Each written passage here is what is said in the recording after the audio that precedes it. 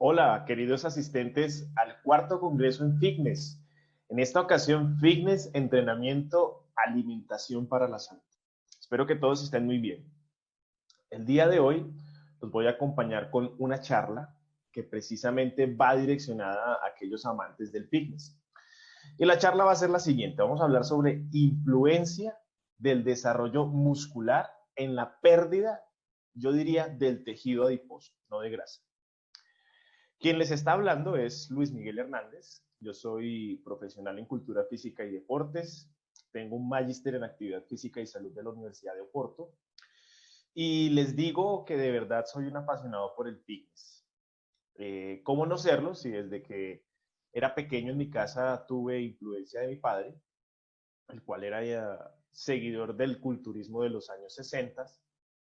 Y ya desde ahí me inculcó, pues digamos que los valores por el ejercicio físico. Entonces, desde pequeño ha estado presente en mi vida este tipo de conocimientos, esta actividad como tal, y obviamente a eso es a lo que me dedico hoy en día.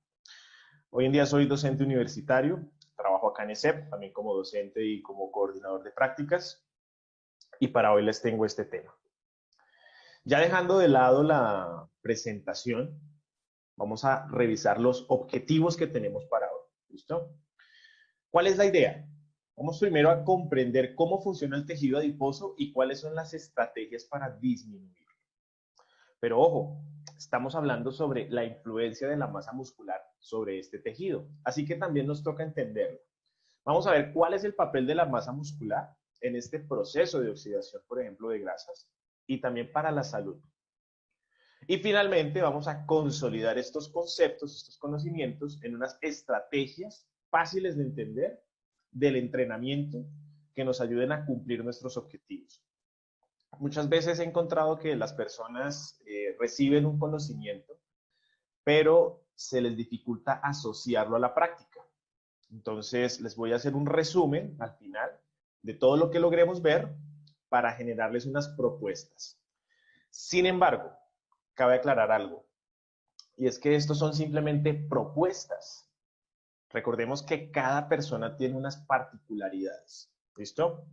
Por ende, seguramente algunas de estas estrategias le funcionarán muy bien a algunos, a otros tal vez no. El entrenamiento y la alimentación de cara a obtener objetivos no son una receta.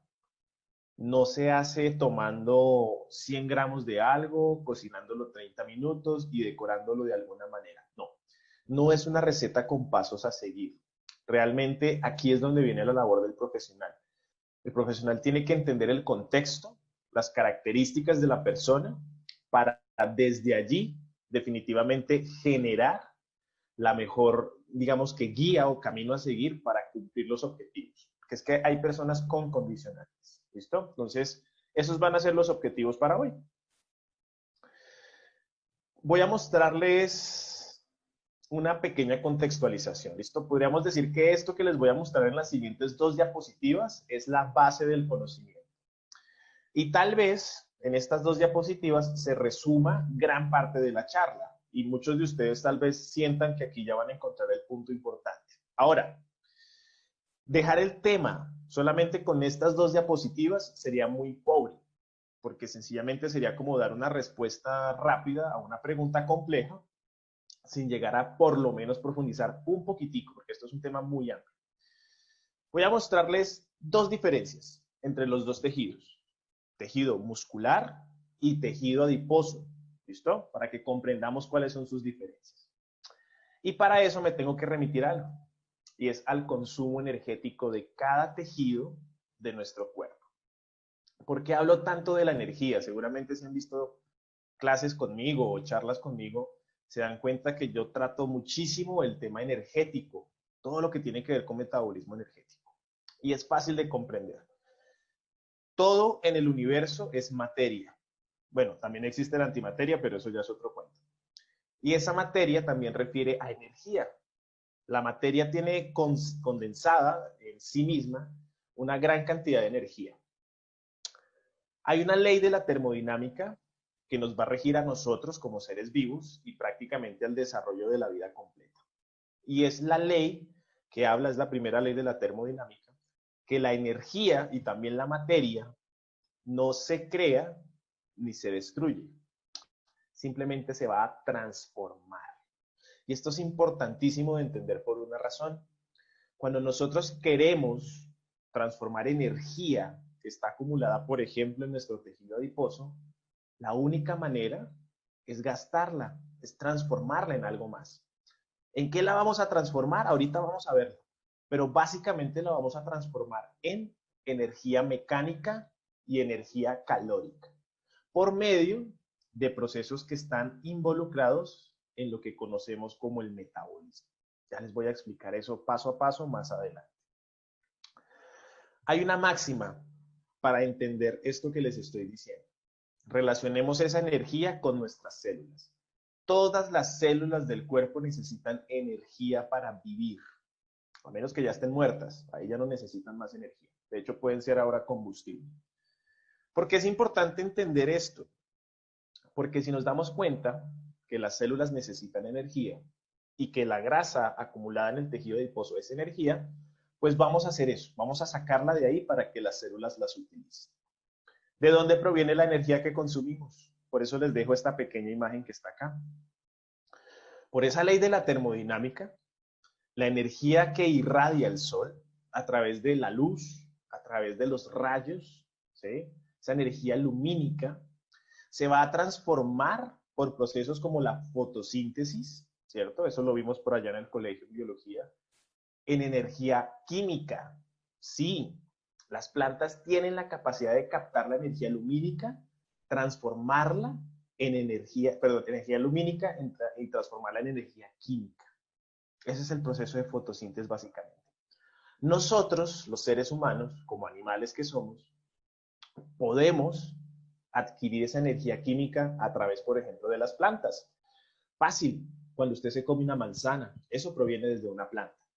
¿Y de dónde sacó la manzana la energía para crear ese fruto? Sí, de algunos nutrientes en la tierra, efectivamente, del agua, del aire, del oxígeno, ahí está. Pero el agente que combustiona todo esto es el sol. ¿Listo? Nosotros captamos entonces energía química, ¿cierto? Que provenía desde el sol. Esa energía química la vamos a obtener a partir de estos 3 macronutrientes que están presentes en los alimentos, que son las grasas, los carbohidratos y las proteínas. Cabe aclarar algo aquí importante.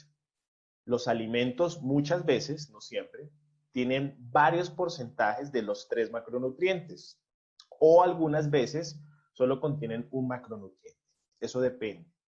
Pero la gran mayoría de alimentos que nosotros consumimos tienen por lo menos 2 o 3 grupos de macronutrientes. A veces los tienen todos. ¿Listo?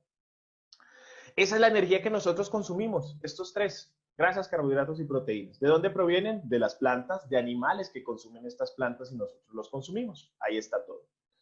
Ahora, una pregunta importante.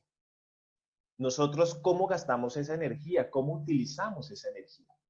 Básicamente vamos a utilizar o a gastar energía en 3 funciones. Están aquí abajo. Yo se las puse aquí en esta tortica. Si ustedes se dan cuenta, el color azul hace referencia al metabolismo basal. ¿Qué es el metabolismo basal? El metabolismo basal lo podemos considerar como todas aquellas funciones del cuerpo que están allí presentes para mantenernos vivos.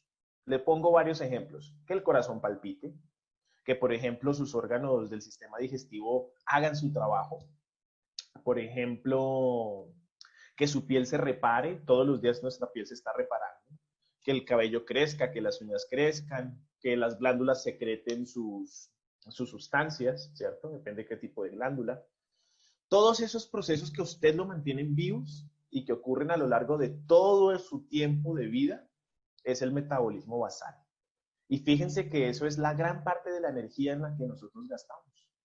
Aproximadamente el 65%. O sea, prácticamente el mayor consumo energético está en vivir. ¿Listo? En solamente existir. La actividad física. La actividad física vamos a entenderla desde varios puntos de vista. Seguramente muchos relacionan la actividad física al ejercicio, a entrenar. Y sí, Es cierto, eso es actividad física. Pero también piense, por ejemplo, en hacer los quehaceres del hogar. Cuando usted tiende su cama, cuando usted barre el piso, cuando usted carga las bolsas del mercado, cuando usted camina hacia una tienda, toda esa actividad física está representada allí. Más o menos un 25%. Esto puede cambiar, estos son valores de referencia, depende de la actividad física con la que nosotros nos desenvolvamos. Es una actividad importante, o sea, hay un gasto energético importante allí en mover nuestros músculos. Eso lo vamos a comprender más adelante cuando les muestre algo súper rápido de la contracción muscular. Y finalmente tenemos acá una sigla que quiere decir termorregulación de los alimentos. Y es fácil de entender este concepto. Más o menos eso representa un 10% de la energía que nosotros gastamos. Es poco. Quiero que piensen, para que lo entiendan, en esta analogía. Un motor, el motor de un carro. El motor de un carro, para moverse, ¿cierto?, necesita de gasolina. La gasolina lo que hace dentro del motor es explotar por medio de una chispa, ¿cierto? Y esa combustión, esa liberación de energía, mueve, ¿cierto?, el cigüeñal, mueve los pistones y el cigüeñal, y al final esa fuerza se transmite a la rueda y su carro anda. Pero ojo, para los que manejan y los que han visto que alguien maneja, la gasolina no se enciende por arte de magia, ni el motor arranca por sí solo. Para eso existe todo un sistema eléctrico, ¿cierto? Que está el alternador, la batería, que son los encargados, ojo, de darle la primera vuelta, ¿cierto?, al motor para que comience a andar. Si le quitáramos esa parte eléctrica al motor del carro, ¿qué pasa? No nos prende. Pues aquí está representado esa termorregulación de los alimentos. Nosotros, para extraer la energía condensada, por ejemplo, en una grasa o en un carbohidrato, ¿cierto?, para sacar esa energía que está allá adentro, pues necesitamos consumir energía. No es gratis. Y esto también está descrito en las leyes físicas. Por eso no existen máquinas que aporten energía de forma constante, perpetua y sin necesidad de un consumo. Eso no puede existir. Sí, no hay la panacea en términos de construcción de alguna máquina, porque sería tener máquinas que funcionen ilimitadamente. Eso no existe. Entonces, ¿necesitamos energía para extraer la energía de los alimentos? Sí, se necesita. Y es fácil de comprenderlo. La digestión requiere un proceso energético, requiere energía para llevarse a cabo. Que su estómago funcione, que sus intestinos, la motilidad funcione, todo eso es energía. Y ahí está representada en un 10%. Dejo esta cita que está acá abajo, o esta referencia a este científico, a este químico, padre de la química moderna, por una razón. Ya desde 1700, este señor comenzó a describir este proceso, el proceso de respiración. Él mismo acuñó, digamos que la idea de que el ser humano y el proceso respiratorio es básicamente una combustión de energía. Nosotros somos un horno, somos un motor que consume energía. ¿Listo? Ya desde 1700 se hablaba de esto. ¿Por qué lo pongo acá? No por historia, no para que de pronto se den cuenta que conozco este autor o este científico, no. Sino para que se den cuenta que esto es antiguísimo, esto es antiquísimo, esto es muy viejo, este conocimiento.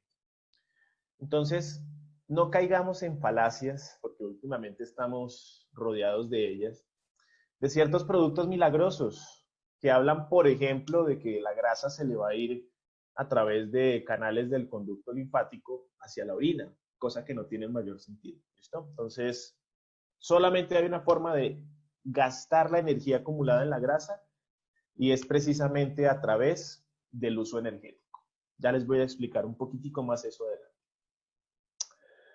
Aquí, este es el punto, este es el core de la clase, ¿listo? De la charla de hoy. Y es comparar el gasto de energía que vimos acá, pero ahora, no solamente por metabolismo, actividad y termorregulación alimentaria, sino por cada uno de los tejidos del cuerpo, o por lo menos algunos. Quiero que se den cuenta de lo siguiente. Primero, estos 3 macronutrientes que están acá, ¿sí?, nuestras células los van a utilizar, pero no directamente. Una célula De hecho, nuestro cuerpo no tiene la capacidad de absorber proteínas. Ojo, ¿sí? Los eritrocitos, nuestro intestino delgado no absorbe proteínas, absorbe aminoácidos, que es una estructura más pequeña que compone en su conjunto a una proteína. ¿Listo? Más o menos la clasificación va así. Aminoácido es como un ladrillo. Un péptido, podríamos decir que es como una pared.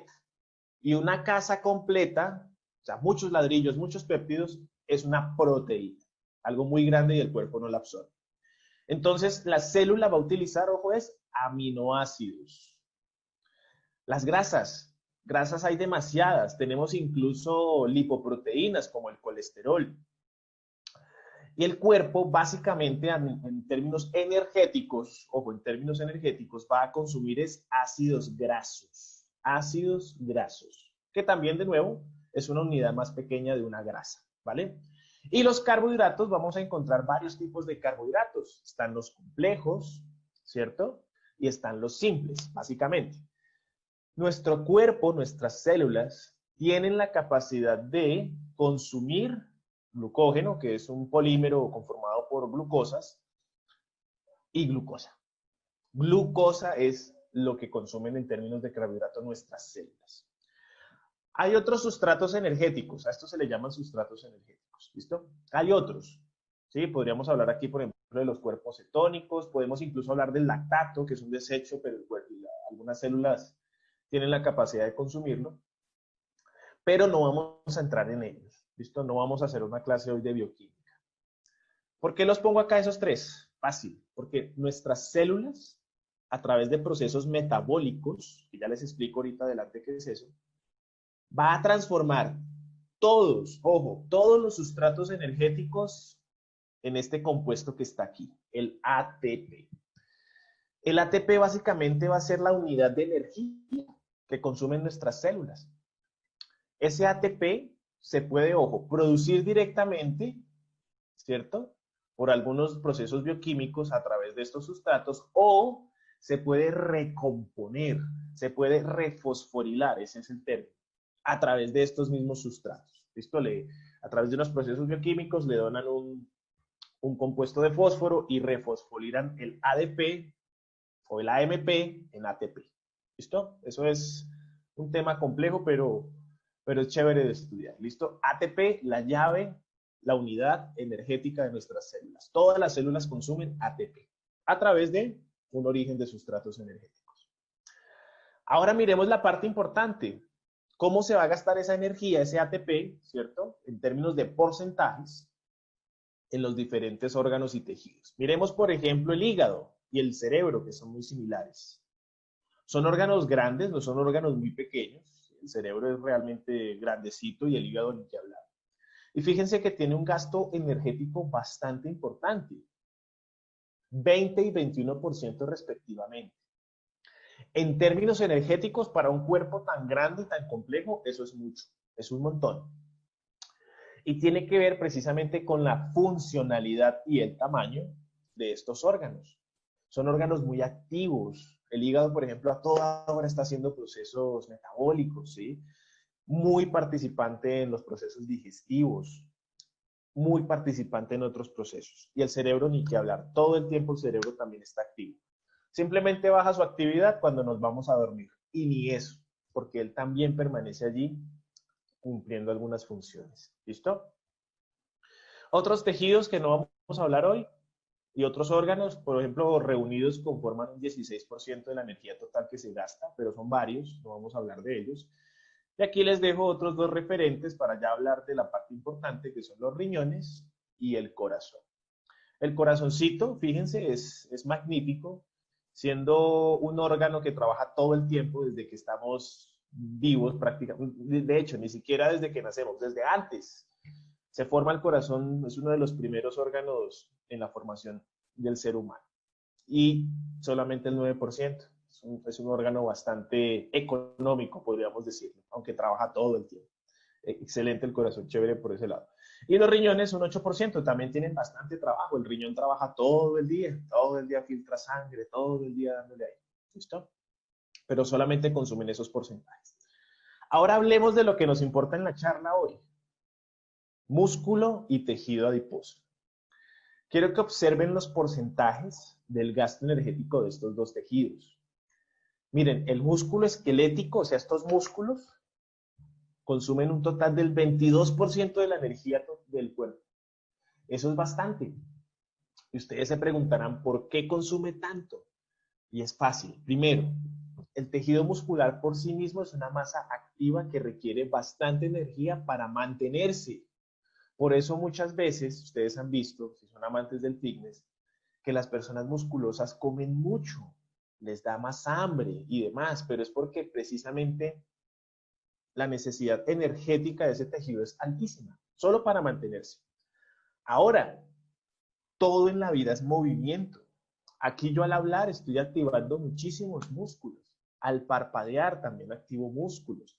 Al mover mis manos para expresarme, muevo músculos. Al caminar, muevo músculos. Prácticamente todo en la vida es movimiento. Y ese movimiento, por lo menos en términos musculoesqueléticos, consume bastante energía. Incluso, muchachos y, bueno, queridos asistentes, ya la costumbre de dar clases, el músculo está activo hasta en reposo. El hecho de estar yo acá sentado, que parece que estoy en reposo, está activando algunos grupos musculares. El tono muscular siempre va a estar allí y eso requiere un gasto energético. Ahora miremos nuestro enemigo, entre comillas, porque igual este es un tejido primordial para la vida y el tejido adiposo solo gasta un 4%. ¿Por qué es importante entender que es solo un 4%? Porque podríamos decir que es una masa o un tejido poco activo. Son células y están vivas al fin y al cabo y necesitan energía, pero fíjense que no necesitan mucha, solo un 4% nada más. Yo les dije que aquí podría terminar la charla por una razón. La importancia, la influencia de la masa muscular sobre el tejido adiposo está allí. Está representada en el gasto energético. Más masa muscular, mayor gasto energético. Menos masa muscular, menor gasto energético. Si hay más gasto energético, reserva de grasa, que está en el tejido adiposo, ahorita lo vamos a ver, pues se tiende a disminuir más fácil. Si hay poco músculo, poca masa activa, pues es más difícil perder. Punto. Ahí podríamos terminarla. Pero eso serían ideas muy vagas. Así que para comprender a profundidad los procesos, vamos a analizar ahora, primero, funciones del tejido adiposo.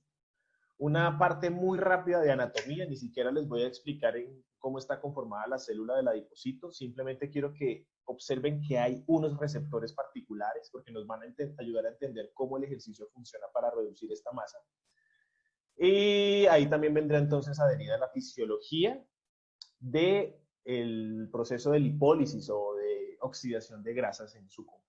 ¿Listo? Vamos a ver esas tres partes. Luego, como analizamos el tejido adiposo, pues nos toca analizar, sí señores y sí señoritas, la masa muscular. Vamos a hacer exactamente lo mismo. La vamos a coger, la vamos a analizar, porque ojo, esta es la masa que queremos o el tejido que queremos hacer crecer para contrarrestar este otro.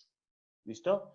Y finalmente vendrían las conclusiones. Ahí vamos a hablar también un poquito de hipertrofia, algo muy rápido, muy superficial, pero les voy a dejar unas ideas así súper amplias para que complementen, ojo, con la charla que va a dar el doctor Henry, que él sí se va a ir a la profundidad del caso. ¿Listo?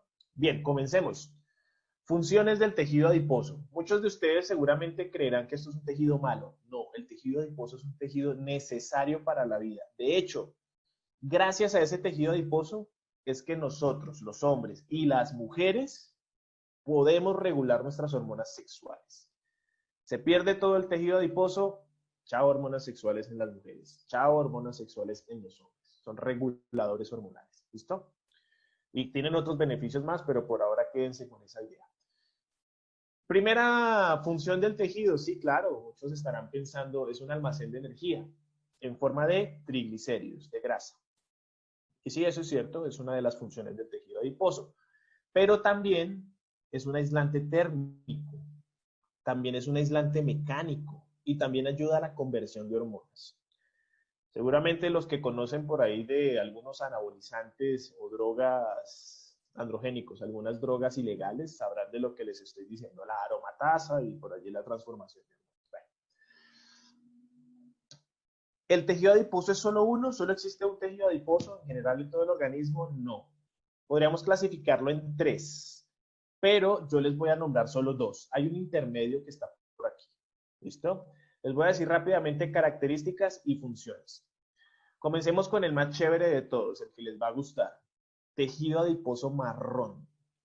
Se le dice marrón precisamente porque en el microscopio no se va a ver tan blanco como este. Este se le dice blanco. Y hay un intermedio por aquí que es el bench. Esto es chistoso, pero así se llama. Es como la mezcla de los dos colores, pues. Características del tejido adiposo marrón.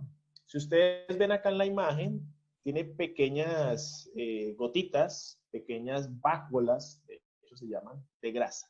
Esto, o vesículas, le pueden decir también de grasita. Y están alrededor de todo el citoplasma de la célula.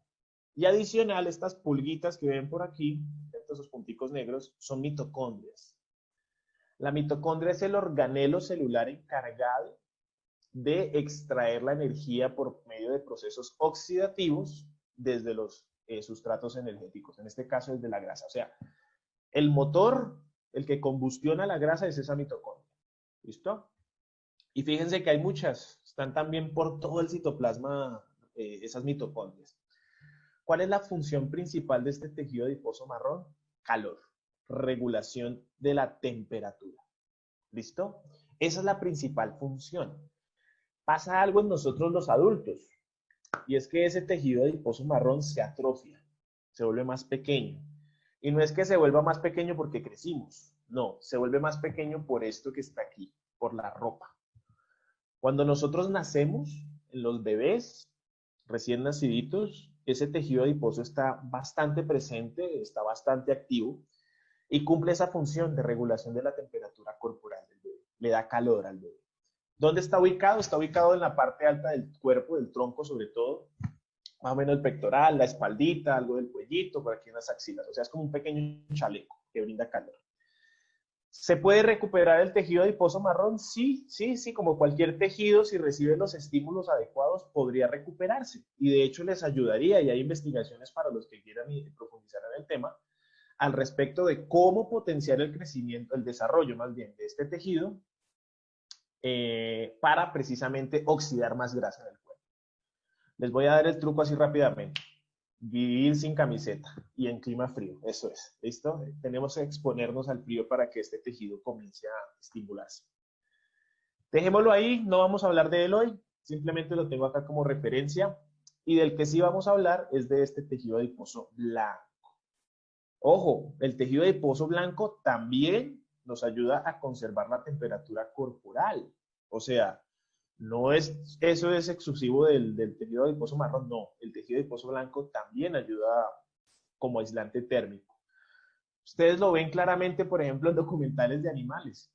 Pero ustedes ven por allá la fauna por ejemplo, lugares fríos como el Polo Norte y demás. Ustedes se van a dar cuenta que la mayoría de animales son gorditos. Tienen una gran cantidad de grasa. ¿Eso por qué es? Pues porque les ayuda a aislarse del frío. ¿Listo?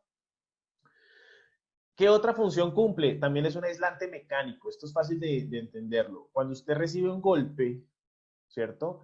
Precisamente ese tejido adiposo blanco lo va a proteger a usted. Haga de cuenta que es como su propio airbag, para que lo pueda entender. ¿Listo? Es un tejido que está ahí para protegernos mecánicamente contra los golpes. Y obviamente la parte que a ustedes les está interesando hoy es un almacén energético, es una alacena, es el cajón de las golosinas que tiene nuestro cuerpo. Ahí se almacena la energía en forma de grasa. La energía en el cuerpo, cabe aclarar esto, aunque ahorita lo vemos cuando vemos la insulina, no solo se almacena en grasa, nosotros tenemos también la capacidad de almacenar la energía en otros compuestos. Uno de los más conocidos, seguramente ustedes lo han escuchado, es el glucógeno, que simplemente es glucosa almacenada en el cuerpo. ¿En qué tejidos? Músculo y en el hígado. ¿Listo? Es un almacencito de grasita, ese tejido adiposo blanco. Y fíjense la anatomía de él. Tiene solamente una vesícula de grasa, solo una vácula grandota, y tiene muy poquitas mitocondrias, por lo que este tejido poco activo. ¿Listo? Poco oxida grasas. Y es un tejido importante en términos evolutivos para la supervivencia. Hay que entender un poquito la evolución del ser humano para entender por qué a veces es tan difícil perder grasa. Recuerden que nosotros, los seres humanos como tal, vivimos así como vivimos, de forma sedentaria en asentamientos poblacionales grandes en pequeños espacios desde hace relativamente poco, ¿sí? El hombre sufrió la transformación de convertirse en un animal recolector, cazador, o de un ser recolector y cazador a un ser sedente hace más o menos unos 10.000 años. Eso es ayer, en términos evolutivos. Por eso el cuerpo humano no ha cambiado tanto a partir de este tiempo y hay una divergencia entre la máquina que tenemos, el diseño y la forma en cómo vivimos, porque básicamente nuestro cuerpo está diseñado para moverse mucho y hoy en día nos movemos muy poco. Y para comer poco y hoy en día comemos mucho. Eso es en términos evolutivos. Hace 10.000 años no habían refrigeradores para hacerse un sándwichito. ¿Listo? Hoy sí ya lo saben. Bien, en anatomía del tejido adiposo, aquí les dejo la imagen. Es una imagen muy básica. Aquí está el núcleo, el retículo sarcoplasmático, el aparato de Golgi. Por ahí está el citoplasma, la vacuola de grasa y las mitocondrias. ¿Listo? Y la membrana celular, por supuesto. No me interesa que se aprendan eso, que eso es de biología del colegio. No. Me interesa que vean esto que está aquí en el lado izquierdo de la pantalla. El tejido adiposo tiene receptores hormonales, receptores de insulina, de hormona de crecimiento, de catecolaminas. Ustedes se estarán preguntando qué es eso. La adrenalina, se las dejo ahí para que la identifiquen. Del glucagón, no lo conocen, ya ahorita lo vamos a ver. Y del cortisol, estos glucocorticoides. Y también de hormonas sexuales. ¿Por qué tiene tantos receptores este tejido? Porque definitivamente, gracias a esas hormonas, es que el tejido o la célula va a responder. ¿Listo? Por ejemplo, cuando llega la insulina a este tejido adiposo, va a generar un tipo de respuesta. ¿Cuál es la respuesta? Almacenar triglicéridos, almacenar grasa, almacenar energía. ¿Listo? Y viceversa, cuando le llega el glucagón, estas dos hormonitas son liberadas por el páncreas, de hecho, no por los mismos islotes, pero sí por unas células especializadas. El glucagón tiene el efecto contrario. Cuando el cuerpo necesita energía, ¿cierto? Cuando está baja la energía y la necesitamos, pues el páncreas libera glucagón y el glucagón lo que hace allá, en este tejido adiposo, es sacar la reserva de energía. ¿Sí? Entonces, piénselo así, la insulina guarda energía, el glucagón la saca. Punto. Y hay cosas importantes acá que tenemos que comprender, porque en el ejercicio físico se van a liberar esta serie de hormonas, sobre todo las catecolaminas, la hormona de crecimiento y hormonas sexuales y el cortisol también, pero depende de varias características, ¿listo? Pero las catecolaminas sí se liberan y rápidamente, y sobre todo en ciertos tipos de ejercicios, como los de fuerza. Y esas que están ahí van a tener una acción similar a la del glucagón, y es sacar la grasa del tejido adiposo, ¿listo? ¿Qué otras cosas necesito que veamos por acá de la anatomía de este tejido? Bueno, pues me importa que se lleven en la cabecita también esto.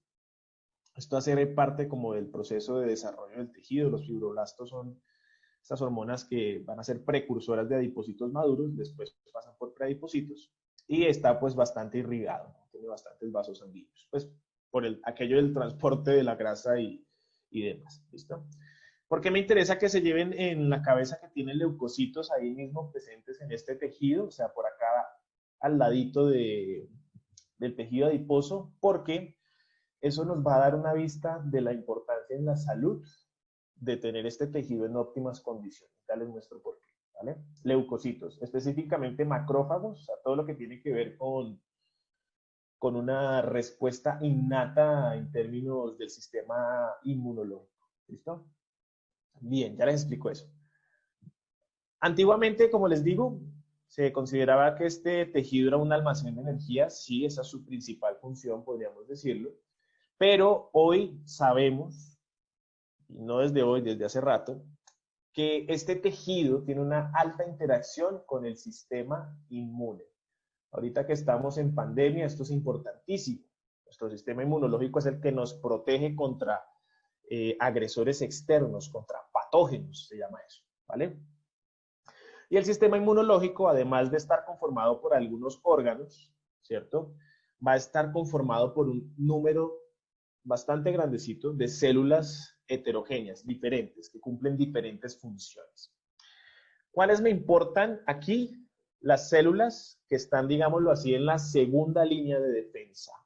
¿Listo? En la segunda línea de defensa, que son los procesos inflamatorios, o el proceso inflamatorio de fase aguda, se llama precisamente. Y ustedes dirán, ¿y por qué este señor nos estará hablando aquí de sistema inmune, de obesidad, que veo por ahí la palabra, y de tejido adiposo, y eso qué tiene que ver con el músculo? Tiene que ver con salud. Esta es la parte de salud de la charla de hoy. ¿Listo? Quiero mostrarles aquí dos imágenes. Estas son imágenes de dos cuerpos. Uno de ellos con bastante grasa en todo el cuerpo y otro específicamente en una zona. Aquí podemos ver claramente que grasa, por ejemplo, existe a nivel subcutáneo, ¿cierto? Ese tejido adiposo subcutáneo y también visceral. Ya les explico qué es eso. El tejido adiposo subcutáneo es esa grasa que se encuentra justo debajo de la piel. Su principal función será entonces protegernos contra golpes y obviamente como reserva de energía. Pero no es la única grasa que nosotros tenemos, no. Esas barriguitas duras, esas barriguitas grandes, templadas, ¿cierto? Acá en Colombia le decimos la barriga de cervecero, de los que toman cerveza, se da particularmente porque sí se acumula grasa, claro, a nivel subcutáneo, pero también adentro de la cavidad abdominal, o sea, alrededor de los órganos, como el estómago, como el corazón, como el hígado, como los intestinos, hay grasa adherida, hay grasa pegada ahí. Todos tenemos esa grasa y esa grasa se llama grasa visceral. ¿Listo? Visceral. ¿Por qué es importante nombrarles esta grasa? Ese tipo de grasa cuando está, digamos que excedida, cuando está muy grande en nuestro cuerpo, ¿cierto? Es una grasa bastante activa en términos endocrinos, ¿sí? Va a tener una interacción muy alta con otros órganos y de hecho es una de las responsables de desencadenar enfermedades, como por ejemplo enfermedades del corazón. Seguramente a muchos de ustedes, como son fit lovers, les han hecho medidas de perímetro abdominal, ¿cierto? Esa medida no solamente es por estética, esa medida no es para ver cuánta barriguita tenemos, no. Esa medida se hace para hacer una relación de la grasa visceral, porque de hecho, de acuerdo al perímetro, ¿sí? A la circunferencia de su abdomen, usted podría estar clasificado, ¿sí? De acuerdo a esta medida, como una persona con un alto, moderado o bajo riesgo cardiovascular. Por eso que les acabo de decir. Voy a profundizarles esto muy por encimita. ¿Cómo se da ese problema de desarrollo de enfermedades a través del tejido adiposo? Es fácil. El tejido adiposo normal que está aquí, si ustedes ven, sí, tiene una cantidad de macrófagos, de leucocitos, están acá. Pero a medida que él crece, por ejemplo, cuando una persona tiene sobrepeso u obesidad, hay más presencia de este tipo de células, el sistema inmunológico, que nos defienden. ¿Por qué están más presentes? Bueno, entre varias cosas, porque ese tejido cuando llegamos a obesidades muy altas comienza a destruirse, comienza a dañarse, y eso genera una respuesta inflamatoria. Ahora, no es lo único. El tejido adiposo también va a liberar unas sustancias que tienen una interacción muy importante con los leucocitos. Y esas sustancias se llaman citoquinas. Para los que quieran profundizar en este tema, que es muy chévere y es muy amplio, las citoquinas son un grupo de proteínas de bajo peso molecular que tienen muchas funciones. Ustedes van a encontrar que las citoquinas son liberadas por muchos órganos y tienen múltiples funciones. Por ejemplo, maduración celular, diferenciación celular, apoptosis, quimiotaxia.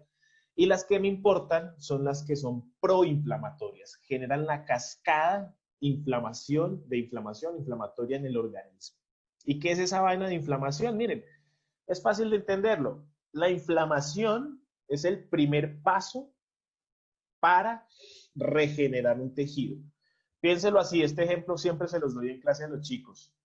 Cuando ustedes van a lugares tropicales, exóticos, por si me están viendo desde un lugar que no es tropical, a nosotros nos pican los mosquitos. Cuando usted lo pica un mosquito, usted le genera una inflamación. Acá en Colombia se llama una roncha, ¿sí? Que es donde picó el mosquito. ¿Cuáles son las características de esa ronchita? Está enrojecida, seguramente la temperatura está un poco más alta allí, rasca, ¿cierto? Pierde la funcionalidad, a veces se pone dura cuando se infecta.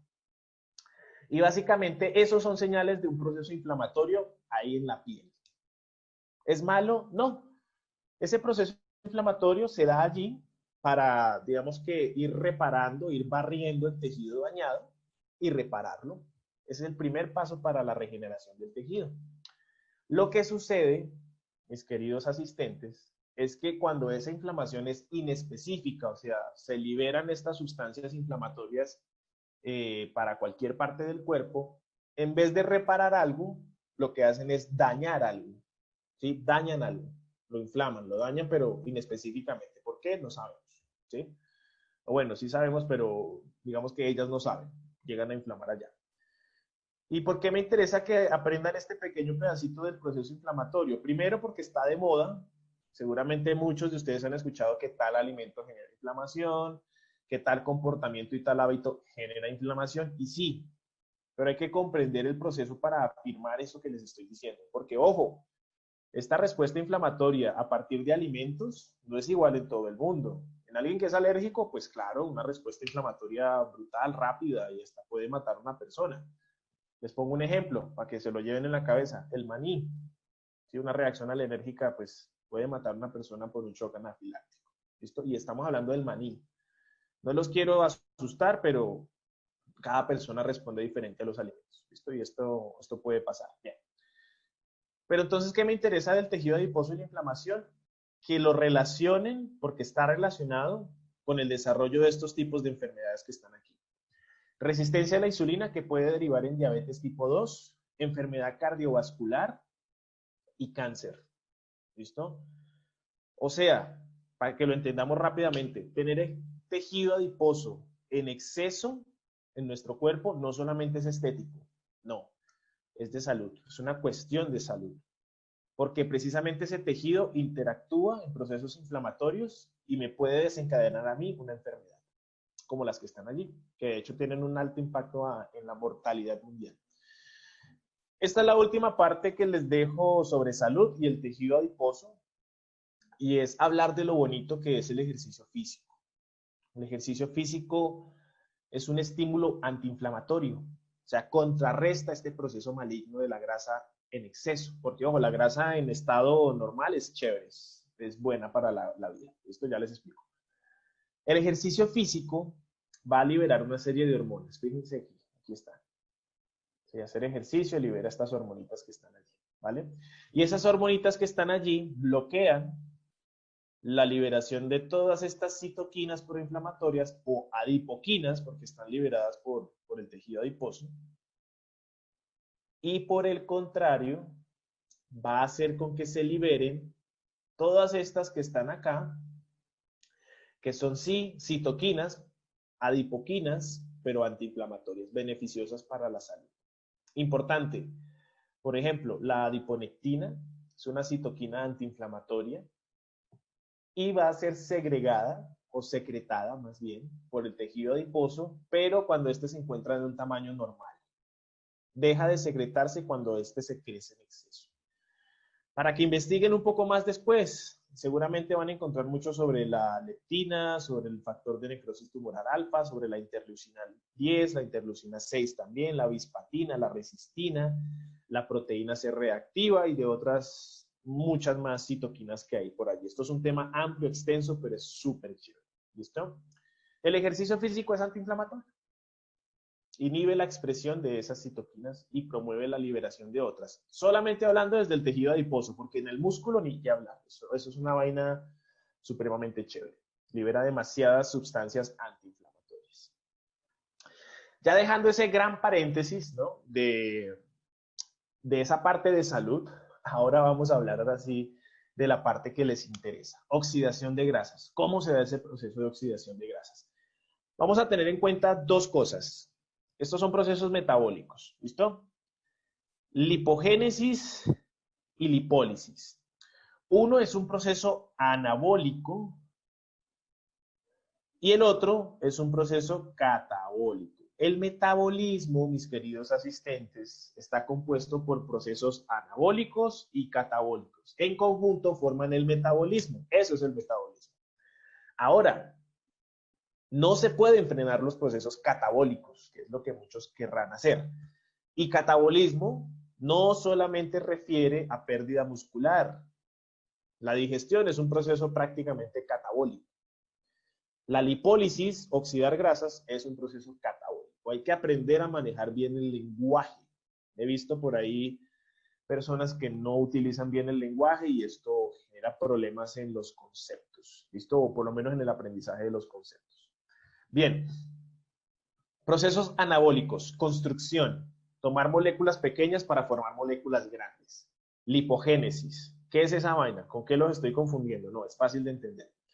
El proceso de lipogénesis es el proceso por el cual la grasa, ¿cierto? Y la glucosa van a ingresar hacia el adipocito y se van a almacenar acá adentro en forma de triglicéridos. O sea, es el proceso por el cual el adipocito almacena grasa. Punto. Eso es todo la lipogénesis. ¿Listo? ¿Quién va a mediar, quién va a propiciar que se dé este proceso? Particularmente la insulina. Ya se los explico un poquito más en la siguiente diapositiva. Y el que más nos interesa, que es el que quieren ustedes hacer a toda hora, que créanme que sucede a toda hora, es el proceso de lipólisis. ¿Listo? Lipólisis es el proceso contrario, por el cual los triglicéridos aquí acumulados, la energía acumulada, sale del adipocito y va a llegar a un tejido y pues se va a utilizar como fuente energética.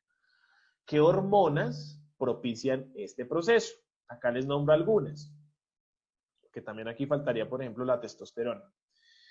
Las catecolaminas, particularmente adrenalina, noradrenalina. El cortisol también cumple un papel importante allí, es una hormona supremamente catabólica. Las hormonas tiroideas, que obviamente son las encargadas de regular el metabolismo, y la grelina, glucagón y hormona de crecimiento. Hormona de crecimiento es liberada en varias condiciones. Cuando nosotros dormimos, liberamos hormona de crecimiento, así que sí, dormir propicia los procesos de oxidación de grasa. Solamente que si usted duerme de más, pues tampoco está gastando energía, entonces hay que tener un equilibrio, la vida es de equilibrio. Y el glucagón y la grelina son dos hormonitas que van a ser liberadas durante la vigilia, durante el ayuno. Esto cuando no comemos son liberadas estas hormonas de forma natural. Ya les digo ahorita por qué sucede eso. Ese es el proceso que nosotros queremos hacer, lipólisis. Y como vamos a hablar de músculo, ¿cierto? Como vamos a hablar de ejercicio, nos va a importar catecolaminas y hormona de crecimiento. Ya les muestro cómo las vamos a liberar. Lipogénesis, el proceso que no les gusta a ustedes. El adipocito ya maduro almacena energía en forma de triglicéridos. Aquí está la forma simplificada del triglicérido. ¿Listo? Es básicamente una molécula de glicerol, ¿cierto? Que es muy similar a la glucosa. De hecho, el glicerol puede ser transformado en piruvato y va a comportarse similar a la glucosa en el ciclo de Krebs. Y ácidos grasos libres 3. ¿Listo? Ácidos grasos libres 3. ¿Quién va a mediar este proceso de almacenamiento de grasa de lipogénesis? La insulina. La insulina es la hormona encargada de regular, junto con el glucagón, el nivel de glucosa en la sangre. Seguramente todos los que estamos asistiendo a esta charla nos hemos hecho exámenes de sangre y nos han medido el nivel de glucosa, de azúcar en nuestra sangre. Ojo, esto es normal. Nosotros tenemos que tener un nivel de glucosa en la sangre óptimo para que nuestra vida no corra peligro. ¿Qué sucede si nos pasamos de ese nivel? Podemos desencadenar en enfermedades. ¿Sí? Una hiperglicemia con el paso del tiempo se puede convertir en diabetes y eso genera y daña nuestros tejidos, genera enfermedades y daña nuestros tejidos. Pero ojo, bajarse de ahí también. La hipoglicemia también es una condición patológica, también no es una condición beneficiosa para nuestra salud. Entonces, tiene que estar regulada siempre la glucosa. ¿Por qué tiene que estar regulada la glucosa? Ustedes se preguntarán, porque la glucosa en nuestra sangre es energía. Si no hay energía en nuestra sangre, muchas células se van a ver afectadas y pueden morir. ¿Cuál es la más importante y la que más se va a afectar por un bajonazo de energía? Nuestro cerebro. A nuestro cerebro le encanta el azúcar, le canta la glucosa. Y ojo, no confundamos una cosa. Yo le llamo azúcar para que lo entendamos, pero todos los carbohidratos, desde el más complejo hasta el más simple, van a llegar a su torrente sanguíneo en forma de glucosa. Todos. ¿Sí? Olvídese que una papa dulce, un boniato, le va a llegar allá y le va a recorrer su sangre. No, llega en forma de glucosa. La diferencia está con que un carbohidrato complejo, ¿cierto? Se absorbe más lentamente y tiene una respuesta, de hecho, de la insulina acorde, muy lenta, muy suave, tranquila. El azúcar de mesa no. El azúcar de mesa llega rapidísimo al torrente sanguíneo y genera picos en la liberación de insulina. ¿Para qué? Pues para regular como tal el nivel óptimo de este sustrato. ¿Listo? Bien. La insulina cumple el papel, ojo, la insulina cumple el papel de bajar, ¿cierto? Bajar el índice de glicemia en sangre, o sea, bajar el contenido de azúcar en sangre. Eso hace la insulina. ¿Qué es lo que hace la insulina? Coge esa glucosa en la sangre y la mete en los tejidos. ¿Dónde la mete? Pues estamos hablando de grasa. La puede meter acá, adentro del adipocito, y el adipocito forma triglicéridos, también con ácidos grasos libres que están en la sangre, y lo guarda. ¿Listo? Pero no solamente almacena la glucosa allí en forma de grasa, sino que también la puede almacenar, por ejemplo, en los músculos, ¿sí? Y en nuestro hígado. Nuestro hígado es una gran reserva de glucosa. ¿Cómo la almacena? En forma de glucógeno. Solamente que hay dos diferencias entre el músculo o el glucógeno del músculo y el del hígado. El glucógeno del músculo es para él. Él es tacaño, él no lo presta. Acá hay glucógeno, es mío. Y él se queda con ese glucógeno ahí guardadito. Y el del hígado, si no, el hígado nos presta glucógeno, glucosa, cuando esta se baja en sangre, ¿listo? Para que lo podamos entender allí. Si el cuerpo necesita glucosa y no tiene, el glucagón llega allá, el páncreas responde a este estado, hace que el hígado libere glucosa y nuestro cerebro feliz, dichoso, ¿listo? Y en ese mismo proceso también van a ser liberados triglicéridos, ¿vale? Bien, varios tejidos almacenan glucosa. Este es el proceso de almacenamiento de energía, en este caso de lipogénesis, mediado por la insulina, así súper rápido. Vámonos para el otro lado. Traté de resumirle todo aquí en esta imagen. ¿Listo? ¿Qué propicia los procesos de lipólisis, de oxidación de la grasa, lo que ustedes quieren hacer para estar tonificados y chéveres para ir a la playa? Primero, el déficit calórico. ¿Listo? Primero tiene que haber un déficit calórico. ¿Por qué? Ojo. Si nosotros tenemos suficiente energía en nuestro cuerpo, ¿para qué vamos a sacar de la reserva si tenemos energía constante? No. Tiene que haber un déficit. Y ese déficit se calcula fácilmente. Cuando nosotros consumimos alimentos, ¿cierto? Vamos a tener siempre un aporte energético. Ahora, si a lo largo de un día, por ejemplo, el consumo de energía no fue el suficiente para cumplir nuestras necesidades o para cubrir nuestras necesidades, pues entonces ahí entraríamos en un déficit. La mayoría de gente nunca está en déficit, la mayoría de gente está en superávit calórico, o sea, consume más energía de la que necesita y esa energía se va a almacenar en forma de grasa. Entonces, primero, déficit calórico. Esa es la regla número 1, tiene que aprendérsela. ¿Cómo encuentro mi déficit calórico? Se estarán preguntando. Primero toca analizar cuánta energía usted necesita, cuánta necesita su metabolismo basal, cuánta gasta en actividad física y desde allí, por medio de fórmulas, generar el gasto calórico total. Al número que le dé, ese es el número mágico para mantenerse, usted le quita o le pone, dependiendo de sus objetivos. ¿Listo? Entonces, primera regla, déficit calórico. Otras estrategias, pues primero ejercicio físico, que es lo que vamos a hablar aquí hoy. El ejercicio físico es una de esas estrategias que aumentan el gasto calórico precisamente, que adicional liberan hormonas, ¿cierto? Que nos van a mejorar esa oxidación de grasas, potencian la oxidación de la grasa, ¿listo? El ayuno también, por eso está tan de moda hoy. El ayuno tiene múltiples beneficios en el cuerpo, no es para todo el mundo, no es para todo el mundo, ni los protocolos aplicarían igual para todos. Dentro de los procesos de reciclaje celular, que son los que benefician nuestra salud, la autofagia, para los que quieran investigar sobre el tema, tienen que buscar por ahí el premio Nobel del 2016. que fue el que describió este proceso, pero el ayuno en términos generales y para oxidación de grasas nos va a ayudar muchísimo porque nos va a liberar también hormonas supercatabólicas, en este caso, ¿no?, del tejido adiposo, y van a potenciar ese proceso de oxidación de grasas.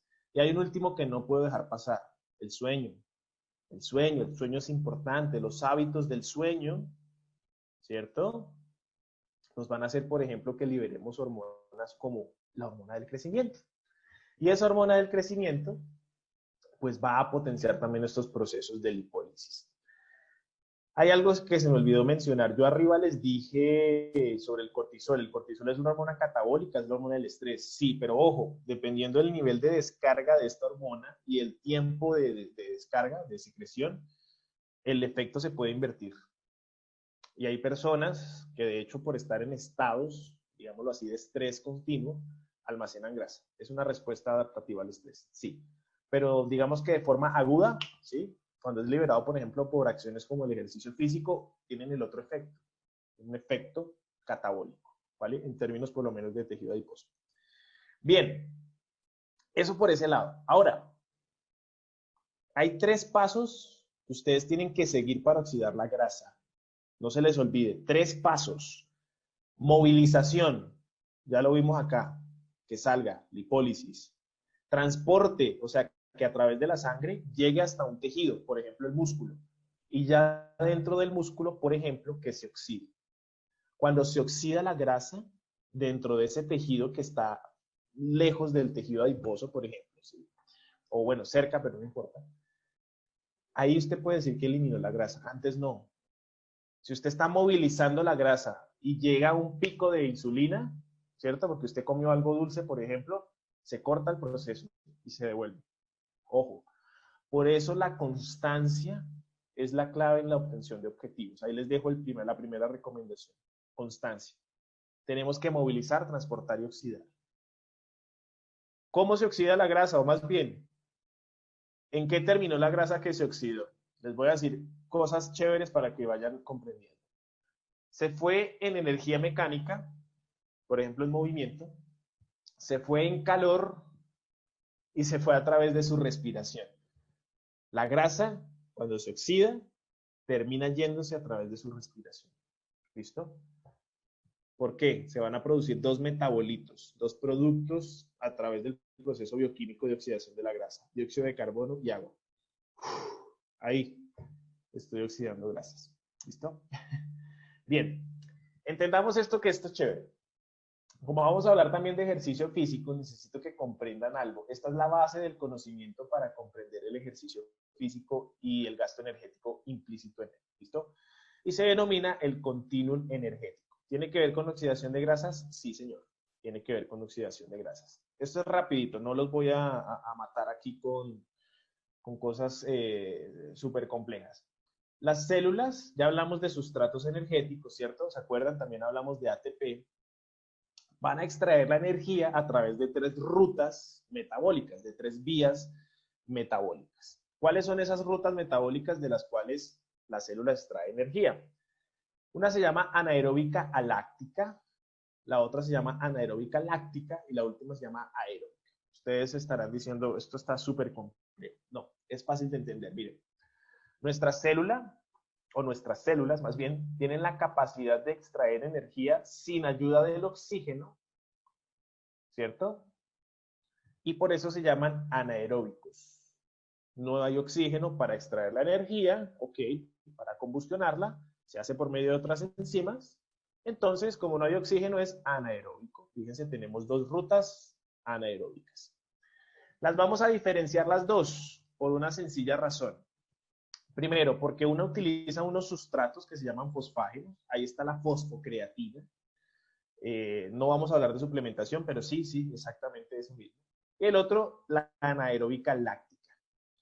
Una no consume glucosa, la otra sí, y precisamente por el consumo de glucosa a nivel anaeróbico se va a producir un desecho que es el lactato. Es un desecho que después se puede reutilizar, se recicla. ¿Listo? Y la ruta aeróbica, pues simplemente es la que nos refiere a que el oxígeno va a ser el mediador, ¿cierto? El que explota como tal estos procesos de extracción de energía de los sustratos energéticos, el oxígeno. Esas son las rutas metabólicas.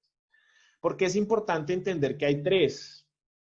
Porque es que en el ejercicio físico, aunque todas actúan de forma continua, todas actúan de forma continua todo el tiempo, durante el ejercicio físico, dependiendo la duración y la intensidad, que esto sí lo vamos a entender, se va a priorizar la extracción de energía a partir de una de esas rutas. ¿Por qué es importante entender esto? Porque es que si usted tiene un objetivo, usted ya por medio de este conocimiento va a saber con qué tiempo y con qué intensidad tiene que hacer el ejercicio físico, de acuerdo a lo que usted quiere. Esa es la importancia de este conocimiento. ¿Listo? Dos términos que les dejo por ahí, curva ascendente, curva descendente. Esto se ve muy bien en las gráficas de comportamiento de las rutas metabólicas, que es más o menos así. Déjenme les cambio el color aquí rápidamente. Voy a poner un color amarillo. Este es más o menos el comportamiento de las rutas metabólicas. Me disculparán allí el pulso, pero bueno. Y básicamente esa gráfica lo que nos dice es el comportamiento como tal que tiene la utilización de las rutas. Acá viene la intensidad, acá viene el tiempo. A mayor intensidad, si ustedes se dan cuenta, vamos a utilizar una ruta metabólica, anaeróbica a láctica. Mayor consumo de fosfágenos, de creatina, para que lo entendamos, de fosfocreatina. A intensidades moderadas y de media duración, porque es que fíjese que la creatina no dura nada, ¿sí? No aporta mucha energía, tiene una potencia alta, pero poca duración. Vamos a utilizar más glucosa. ¿Listo? Glucosa. Los trabajos de musculación están normalmente en esa intensidad, más glucosa. Y también de forma anaeróbica. Por eso acá nos produce lactato. Entonces, anaeróbico láctico, esta amarillita que está ahí. Y la verde sería la parte oxidativa, que se oxida grasa, se oxida glucosa, se oxidan proteínas. ¿Listo? Y la intensidad, fíjense que no es muy alta, es moderada baja y puede durar bastante en el tiempo. De eso nos hablan las curvas. ¿Listo? Aquí les quiero dejar esto para que entendamos el papel del ejercicio físico en la oxidación directa de la grasa. Directa. ¿Listo? Miren, ejercicios de baja intensidad, que es como el resumen de esto que les mostré aquí en esta gráfica, van a ser un uso mayoritario de lípidos. Ejercicios de alta intensidad, si habláramos de carbohidratos y lípidos, ¿no? Va a ser mayor uso de carbohidratos. Usted se estará preguntando, o sea que me está recomendando hacer ejercicio de baja intensidad para oxidar grasas. La respuesta es un sí, pero la respuesta completa es cuándo y en qué momentos. Eso ya se los doy en otros parámetros al final. Los quiero dejar antojados para que lleguen hasta el final. Si usted quiere oxidar grasa, es lo único que le voy a decir. Si usted quiere oxidar grasa durante el ejercicio físico o potenciar la oxidación de grasa durante el ejercicio físico, lo que tiene que hacer es trabajos de moderada y baja intensidad con un tiempo prolongado de ejercicio. Tiempo prolongado. Quedó como una I, vamos a hacer encerradito. Un tiempo prolongado. Esa es la clave. Si usted quiere oxidar grasa después, en sus procesos de recuperación, tiene que hacer es alta intensidad. Pero ojo, durante el ejercicio usted no está oxidando mucha grasa. Así de simple. Ahí les dejo dos citas de dos autores súper importantes. Bueno, de dos no, de varios autores súper importantes en el medio del entrenamiento, como por ejemplo García Manso, Navarro y Ruiz, que son súper conocidos acá en habla hispana. ¿Listo? Habla sobre el concepto de intensidad. Intensidad básicamente es el esfuerzo. Yo ahorita les hablo más adelante de eso. ¿Listo? La intensidad es el esfuerzo que se está haciendo. Aquí se los dejo gráficamente, miren. Y se los voy a dar, de hecho, con algunas adaptaciones para que comprendan la importancia de hacer las dos cosas. Primero, ejercicios de resistencia, ejercicios aeróbicos, sustrato energético mayoritariamente grasas, sí, y beneficios para la salud. Y esto es importante para alcanzar objetivos. Ojo, genera un proceso que se llama angiogénesis, que básicamente es el desarrollo, la creación de nuevos vasos sanguíneos en los tejidos. Súper importante para la salud cerebral, por ejemplo. Investiguen también sobre ese tema, Alzheimer y ejercicio cardiovascular, a ver qué les sale, o de resistencia, perdón. Y en términos, por ejemplo, de los músculos, pues mayor irrigación pues más nutrientes llegan y por supuesto mejores beneficios. Y el corazón ni de qué hablar, esto creo que ni siquiera tengo que referenciar. Es benéfico porque fortalece el sistema cardiovascular. Esos son los beneficios de los trabajos aeróbicos de resistencia. Características: requieren más tiempo y menor intensidad y se utiliza bastante el oxígeno. Aquí, anaeróbicos, ejercicios por ejemplo de fuerza, como ese peso muerto que estoy haciendo ahí.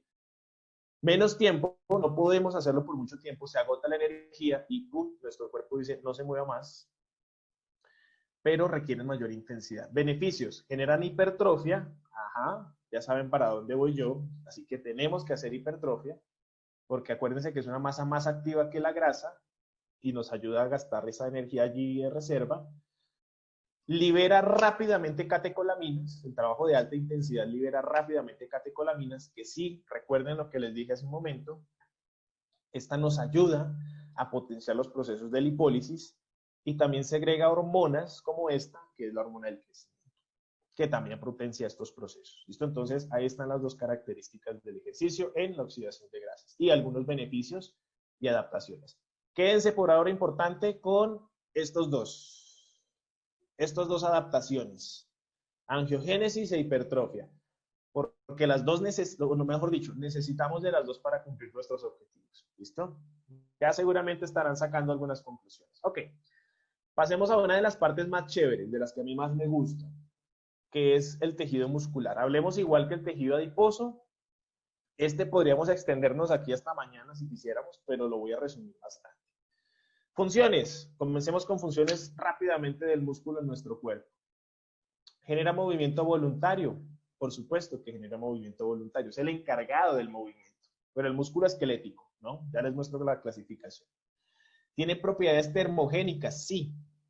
El músculo también ayuda a regular la temperatura. También produce calor. Pues cuando combustiona la energía, genera calor, como un motor, como un motor de combustión, pues. Propiedades hipolipidemiantes. Básicamente esto de qué nos dice.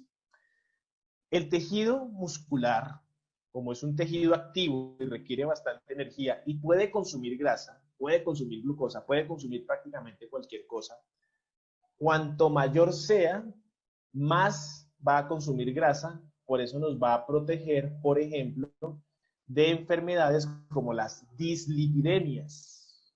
¿Por qué? Porque es una masa activa que consume energía, por ejemplo, desde la grasa, y por eso nos protege contra estas enfermedades, dislipidemias. Colesterol y triglicéridos altos para que entendamos allí rápidamente. ¿Listo? Tiene también propiedades antidiabéticas, por el mismo punto. Es una masa activa, requiere mucha energía. Cuanto mayor extensión tenga, mayor captación de glucosa hace, pues más nos previene contra enfermedades como la diabetes. Ya por estas dos cosas que están aquí, o estas tres, junto con la antihipertensivas, que cumplen básicamente el mismo papel, podemos decir que el músculo tampoco es solo estética, el músculo es salud. Previene la aparición de este tipo de patologías.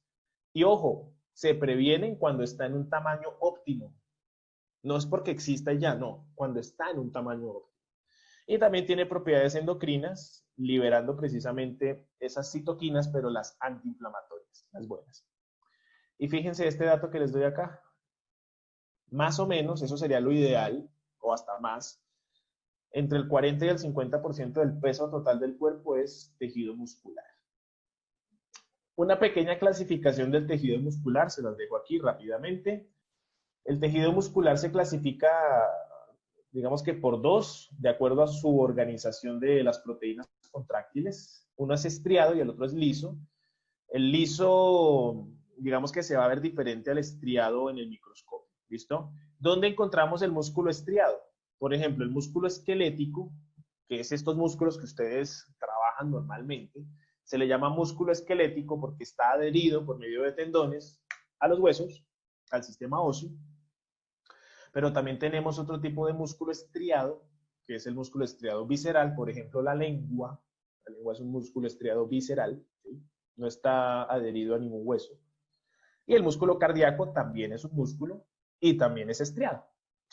¿Dónde está el músculo liso? Bueno, en vísceras huecas, por ejemplo, en los vasos sanguíneos, por ejemplo, en algunos o algunas vísceras del sistema digestivo, pues allí está ese músculo liso. También se contrae, también se contrae. Características importantes. Músculo esquelético es voluntario. Usted piensa y contrae sus músculos de forma voluntaria. Bueno, algunos viscerales estriados sí también, no todos, pero definitivamente lo que es cardíaco y músculo liso, usted no lo puede controlar, ¿sí? Por ejemplo, usted no puede controlar que sus vísceras se muevan, ellas se mueven solas de acuerdo a lo que necesiten hacer. Ese es el músculo total del cuerpo y hoy nos vamos a centrar solamente en el músculo esquelético, en los músculos que trabajamos. Eso que están viendo ahí es la anatomía de un músculo, es la conformación de un músculo. Y quiero que la analicemos porque es que vamos a hablar de cómo podemos hacer crecer ese tejido que está allí. Y lo mismo que pasa con el tejido adiposo. Si no comprendemos cómo está conformado y cómo funciona, pues difícilmente vamos a poder comprender el proceso de crecimiento de este tejido. Aquí hay un hueso, ¿listo? Es este que está por aquí, este es el hueso. Si ustedes se dan cuenta, el músculo se une a través del tendón al periósteo o a la parte externa del hueso. ¿Listo? Ahí está el tendón. El tendón, ustedes de pronto podrán creer que es un tejido que se formó al final del músculo y se conectó con el hueso, ¿cierto? No, el tendón prácticamente es una derivación de todo el tejido conectivo que rodea el músculo. El músculo, como está aquí representado, este es todo un musculito, va a estar envuelto, literalmente envuelto, en mucho tejido conectivo, que tiene un gran componente elástico, que cumple muchas funciones a nivel propioceptivo, porque aquí en el tendón y dentro del músculo hay receptores propioceptivos, como el uso muscular, como el aparato tendinoso de Golgi, para que lo estudien después más adelante. Esta parte es chévere también. Está allí. Podríamos hacer una referencia a un empaquetado de un alimento para que entiendan cómo está conformado el músculo esquelético. Es fácil. Creo que cualquier país desde que me estén viendo han comido espaguetis. ¿Sí o no? ¿Quién no ha preparado espaguetis en su casa? Creo que todos. Bien. Piensen lo siguiente. Un espagueti, un solo espagueti es una de estas miofibrillas. Ya les explico por qué. Una sola miofibrilla es un espagueti. Ok. Una célula muscular, un rhabdomyocito, que es el nombre, una célula muscular, ¿sí? Una fibra, es el paquete de pasta completo. O sea, todo el paquete que tiene varios espaguetis adentro. Eso es una sola célula. Varios paquetes de pasta, o sea, póngale usted una caja de paquetes de pasta, vendría siendo un fascículo. Un fascículo es la reunión de varias células, de varios grupos de células musculares. Y si queremos agrandar la cosa, un solo músculo, uno solo, por ejemplo, la cabeza de un bíceps, que son dos, ¿cierto? Un solo bíceps, una sola cabecita, pues vendría siendo un camión lleno de cajas que tienen adentro paquetes de espaguetis. Fíjense la complejidad del músculo completo. Entonces, músculo, camión. Cada caja, un fascículo. Cada fascículo tiene un paquete. Cada paquete tiene un espagueti. Y si lo quieren complicar aún más, cada paquete, cada espagueti, ¿sí? Cada pastica está conformada por una serie de resorticos, digámoslo así, ¿cierto? Que están acá en esta imagen, que se llaman sarcómeros. Allá adentro en ese resorte, imagínense lo chiquitico que es donde se produce la contracción muscular. ¿Listo? La contracción muscular se va a dar gracias a una serie de proteínas contráctiles que están allá adentro, son microscópicas, son muy pequeñitas y son las que generan el movimiento cuando se contraen, se juntan y se acortan, así como lo están viendo allá en la imagen. Es súper complejo. ¿Qué me interesa que se aprendan de esta anatomía? Primero, que se lleven la idea de la complejidad de un solo músculo y de lo chévere que es. La segunda, que se den cuenta que está recubierto siempre, está empaquetado, ¿cierto? Por tejido conectivo. Y tercero, que las proteínas contráctiles solamente están allá, en este sarcómero, que es la unidad funcional del músculo. Así es el músculo. Pero el músculo no es solo proteínas contráctiles y solamente tejido conectivo, pues son células. También van a necesitar glúteo, aparato, ribosomas, en fin, ¿listo? Tienen también citoplasma, sarcoplasma en este caso, tienen de todo, ¿listo? Esa es la conformación del tejido muscular. Y de nuestro sistema musculoesquelético, pues será este: hueso, tendones, tejidos conectivos, músculos, ¿cierto? Y también, obviamente, tenemos una red nerviosa muy importante. Importante que lo comprendamos porque vamos a ver hoy algo de la hipertrofia muscular, ¿listo? Si ampliáramos esta fibra muscular que está aquí, ¿sí? Si ampliáramos esa célula, sería más o menos así, como está acá. Esta célula, ¿cierto? Esta célula que está recubierta por este tejido conectivo que se llama endomisio, estaría representada aquí mismo en esta imagen, ¿vale? Cuando se acortan esos sarcómeros, producen eso que está saliendo aquí en ese pequeño videito, esa contracción muscular, solo que es por allá, muy, muy adentro, muy chiquitico, ¿vale? Analicemos rápidamente esa fibra muscular que está allí representada, esa célula muscular que está allí representada. Si ustedes se dan cuenta, listo, tiene varias miofibrillas. Este es el paquete de pasta, para que lo entendamos, de espaguetis. Aquí están los espaguetis. Y cada espagueti tiene una serie de sarcómeros, que nosotros para su estudio nos vamos a dividir en una serie de líneas, de segmentos, que están delimitados por líneas Z y una línea N. Y dentro de esas líneas, que no vamos a entrar a hablar de eso, hay una serie de proteínas. ¿Sí? Los filamentos de actina y miosina, filamentos gruesos y delgados, que son los que producen la contracción muscular. ¿Qué me interesa que se aprendan? Fíjense, primero, la hipertrofia, el crecimiento muscular, que es lo que vamos a hablar hoy, se puede dar porque esas proteínas que están allá adentro, chiquiticas, ¿cierto? Se van a reproducir, se van a incrementar. Y eso es hipertrofia, eso es crecimiento del músculo. Todas esas proteínas crecen. Pero no son las únicas. También pueden crecer proteínas que estén por aquí, que estén por acá o que estén por aquí de tejido conectivo. Mejor dicho, cuando el músculo crece, cuando usted hace ejercicio, el músculo le crece todo. Crece tejido conectivo y crece tejido contráctil, ¿vale? Y no solamente eso, sino que también vamos a encontrar que las fibras musculares, estas células musculares se pueden clasificar. No solamente hay un tipo de músculo, podríamos decir que hay varios tipos de fibras del músculo. ¿Listo? Se clasifican básicamente en estas tres. Se les dice tipo 1 a las fibras que, por ejemplo, son más resistentes. En el microscopio este tipo de fibras son más rojas porque tiene una proteína que se llama mioglobina, que es la encargada de transportar el oxígeno. ¿Listo? Por ende, son proteínas más resistentes, más oxidativas, ¿cierto? Tienen una velocidad de contracción lenta, no producen rápido velocidad. Tiene un diámetro pequeño, mucha resistencia a la fatiga y poca fuerza. Y porcentaje de hipertrofia no es mucho. Las fibras que se contraen rápidamente, las que nosotros utilizamos, por ejemplo, para hacer fuerza, no para correr largas distancias, ¿cierto? Se van a clasificar en estas dos, las tipo 2A, que se les denomina intermedias, y las tipo 2X. Características: son fibras rápidas, punto. Y tienen una alta capacidad de hipertrofia. Eso es todo. Dependiendo del estímulo que usted le dé a sus músculos, va a trabajar más un tipo de fibras que otras. Todas trabajan también en conjunto, pero potencia más la utilización de una versus otras. Cuando usted anda en bicicleta por 20 kilómetros, utiliza más este tipo de fibras. Cuando usted hace, por ejemplo, una carrera de 400 metros, utiliza más este tipo de fibras. Cuando usted hace un levantamiento súper pesado, utiliza más este tipo de fibras.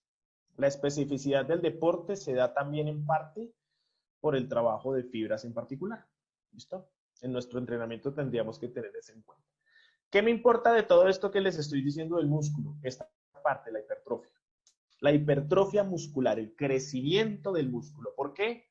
Porque a mayor músculo, mayor oxidación de grasa y mejora nuestra composición corporal, que ya vamos a ver qué es eso. ¿Listo?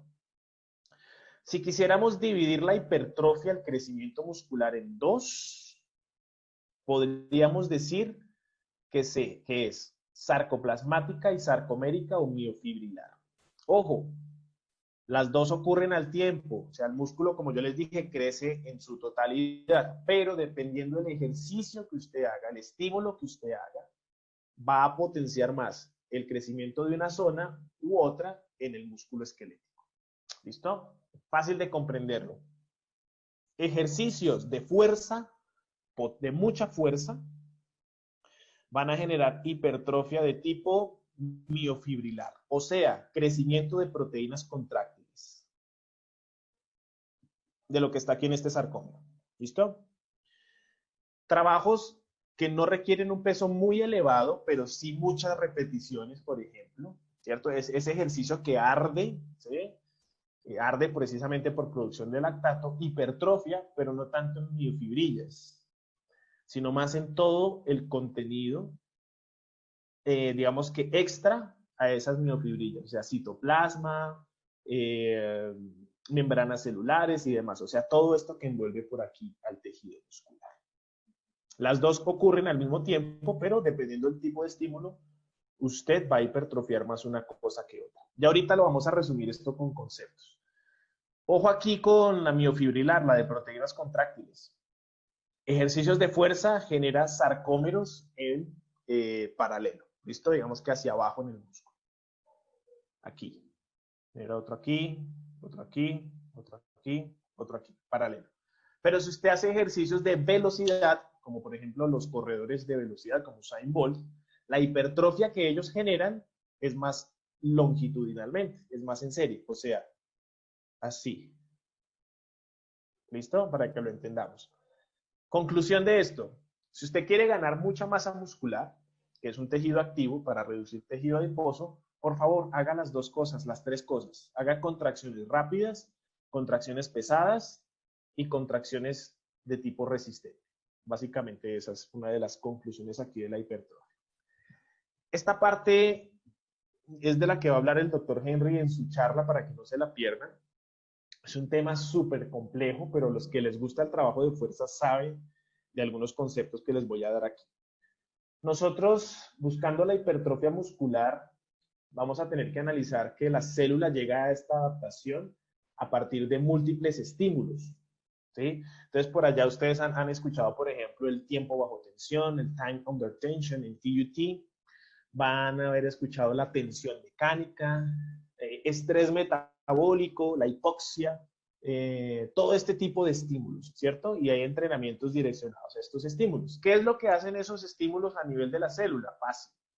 Generan cambios que se traducen en adaptaciones que van a estar mediadas por transcripciones y por transducciones o proteínas de transcripción y transducción que resultan en la síntesis de proteínas que al final es la hipertrofia muscular, el crecimiento del músculo. Esto tiene que ver con genética, tiene que ver con expresión de genes, un tema muy complejo, muy largo, pero yo les voy a dar una parte súper resumida. Les voy a dejar los nombres, no voy a explicar en qué consiste, para que ustedes lo investiguen más a profundidad, porque es un tema absurdamente amplio. ¿Listo? Miren, estímulos mecánicos. ¿Como cuáles? Pues una contracción muscular, levantar una pesa. Eso es un estímulo mecánico. El estímulo mecánico y los estiramientos, sí señor, los estiramientos también someten a un estrés mecánico las células. Aquí estoy sometiendo a un estrés mecánico mis células. Generan daños y una remodelación del tejido, ¿sí? Por medio de procesos inflamatorios también. Esos estímulos mecánicos, ese daño que se genera, al final me traduce a mí en hipertrofia, por medio de la expresión de unas proteínas que ya las vamos a ver. Cambios a nivel intracelular, por ejemplo, gasto del glucógeno, acumulación de metabolitos como iones de calcio y de sodio, cambios en el pH, o sea, acumulación de lactato, en la temperatura y en la presión del músculo, o sea, todos esos cambios adentro de la célula, todos esos que les nombré, vuelven al mismo punto. ¿Listo? Expresión de estas proteínas que al final me traducen en hipertrofia. Y cambios extracelulares, como por ejemplo la hipoxia. Los que les gusta el entrenamiento en oclusión saben de lo que les estoy hablando, aunque la hipoxia No necesitamos oclusión exclusivamente para generar hipoxia, ya les digo cómo. También generan hipertrofia. Y hay otras cosas que también generan hipertrofia. Los aminoácidos, ¿cierto? Sobre todo los de cadena ramificada, algunas enzimas y coenzimas, y hormonas. Las hormonas también generan hipertrofia por sí solas. Yo aquí no les estoy promoviendo, ojo, el uso de sustancias ilegales ni tampoco de suplementos. Los aminoácidos de cadena ramificada usted los puede encontrar en alimentos como la carne, el pescado, ahí están, y generan hipertrofia. Por eso es tan importante la nutrición. Y las hormonas también. En el caso de ustedes, los hombres y las mujeres también, ustedes mismos producen su testosterona. Las mujeres en sus glándulas suprarrenales, nosotros los hombres en nuestros testículos. Y esos generan hipertrofia. La insulina, también en este caso, digamos que no nos sirve mucho para el tejido adiposo, pero aquí para el muscular sí, también es una hormona anabólica. ¿Listo? Para que lo entendamos. ¿A qué viene todo este complejo mapa que les dejé aquí? Fácil. Miren, aquí nosotros podemos tener una serie de estímulos. Ustedes van a decidir cuáles durante el entrenamiento, aunque se pueden dar muchos. Y por medio de una nutrición adecuada y un estado óptimo de salud, dormir bien y demás, me van a generar hipertrofia. Ese es el resumen de este cuadro que está aquí. Se los quiero expresar un poquitico más a profundidad acá. No les voy a complicar mucho la cosa, pero es para que entiendan, por ejemplo, cómo funciona la tensión mecánica. Cuando ustedes levantan un peso, esas proteínas que ustedes vieron allá se van a unir, que de hecho están aquí, miren los filamentos gruesos y delgados. Esto está allá dentro del sarcomio, eso lo vimos en una imagen ahorita. Y esa tensión que soportan ellos a veces los rompe. Esa proteína se puede romper por medio de la generación de fuerza. ¡Pah! Unos cuantos se rompen, muy poquitos, pero se rompen. Pues sí, señores, esa ruptura va a tener que ser reparada. ¿Quién envía las señales de que tiene que ser reparada? Una serie de proteínas que se van a expresar, que están aquí.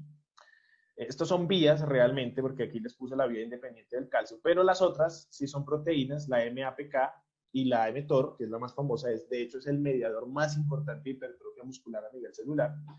Y esas van a expresar a través por una interacción del núcleo y de ARN mensajero, van a decirle al ribosoma, que es el organelo celular encargado de la síntesis de proteína, que cree proteínas, que repare eso, que necesitamos proteínas para reparar esto que está aquí dañado.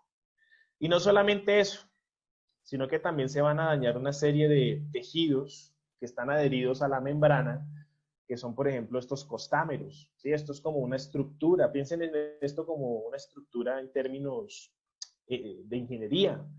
Y esa estructura también se daña, estos costámeros también sufren, también sienten este estímulo mecánico. Y por medio de esa mecanotransducción, les dejo algunos daticos, pues activan estas proteínas que al final resultan en síntesis de proteína. Aquí está. Costámeros reciben la señal de fuerza, de tensión, se pueden incluso romper, y eso estimula la síntesis proteica a través de señalizadores en el núcleo, que luego el ribosoma va a generar en síntesis de proteínas y reparación del tejido. El estrés metabólico, que seguramente también lo han escuchado, funciona también por medio de estas mismas proteínas. Miren la mTOR por aquí yo se las había dejado. Esta es la C1, pues la misma mTOR. A través de otros estímulos. ¿Qué se puede considerar un estrés metabólico? Por ejemplo, acumulación de lactato, eso es estrés metabólico. Por ejemplo, cortarle la cantidad de oxígeno presente a nivel extracelular, eso también es estrés metabólico. Eso activa compuestos como este gas, que es el óxido nítrico. De hecho, por ahí hay suplementos precursores del óxido nítrico que puede que no funcionen, como la L-arginina, la L-citrulina, ¿listo?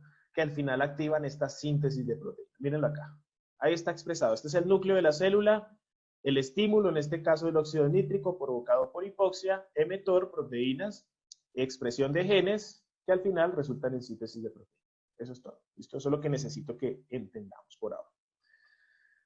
Las células musculares por sí solas sí se reparan, pero necesitan de ayuda de unas células madre, que se llaman células satélite o células madre miogénicas. Esas células están por toda la lámina basal, ¿sí? Y por toda la lámina del sarcolema en el músculo.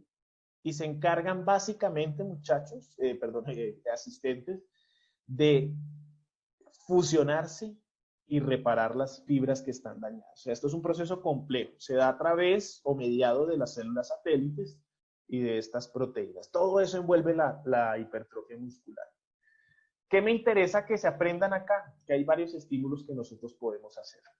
Fuerza, acumulación de metabolitos por medio de contracciones musculares, por ejemplo, o incluso generar algo de hipoxia.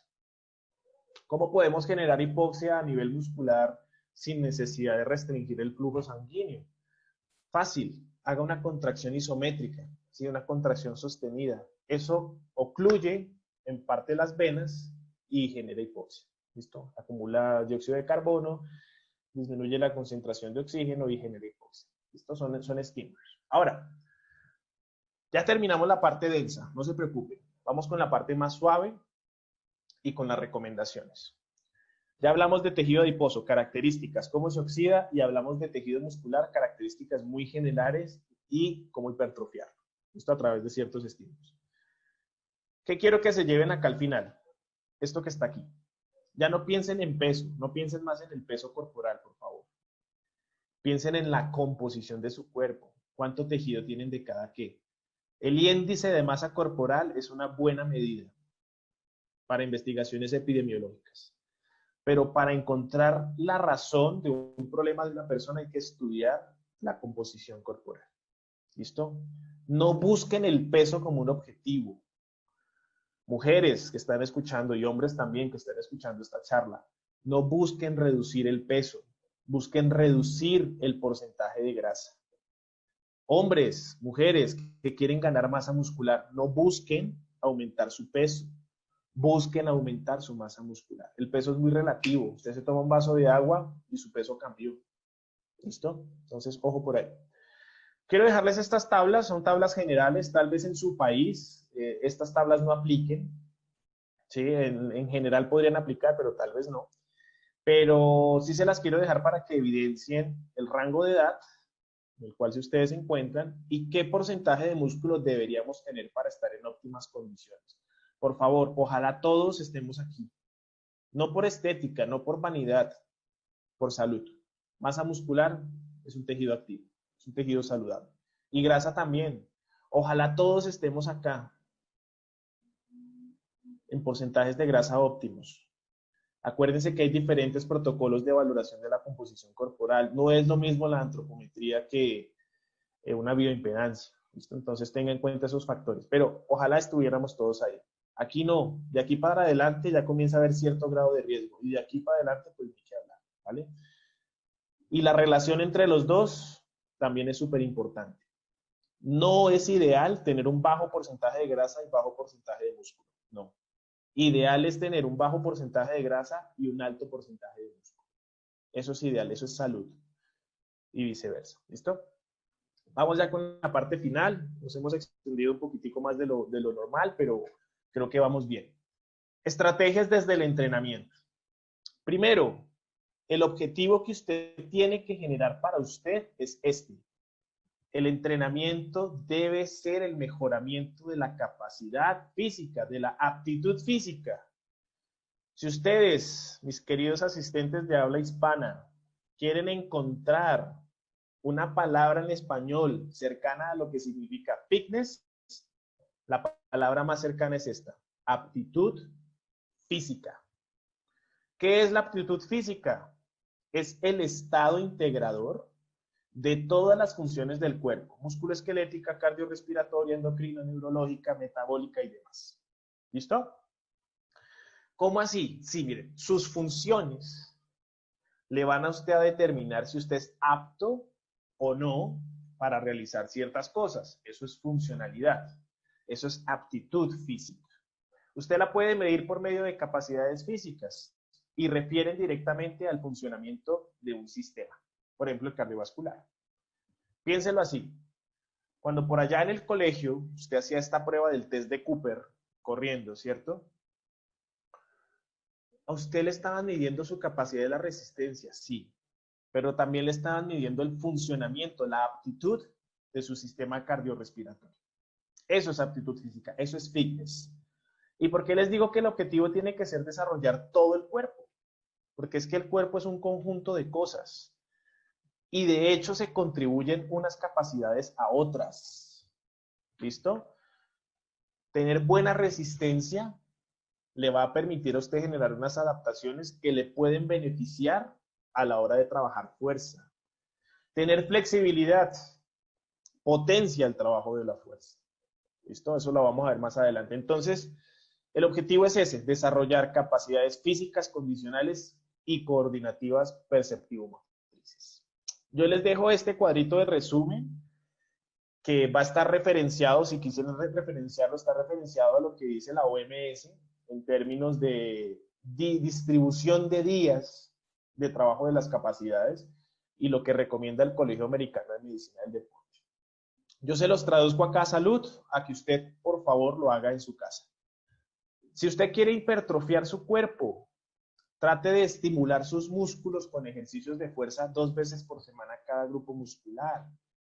No le estoy diciendo que 2 veces a la semana vaya a destruir sus pectorales o sus piernas en el gimnasio. Le estoy diciendo que trabaje fuerza en ese tipo de movimientos. Pueden ser tracciones o empujes. Usted verá cómo lo distribuye de acuerdo a su tiempo. La resistencia es la base, por eso es tan recomendada por los médicos, del estado de salud cardiovascular. Esto también depende, pero idealmente más de 3 veces a la semana haga trabajo específico de resistencia. Esto contribuye a su salud y a mejorar otras capacidades.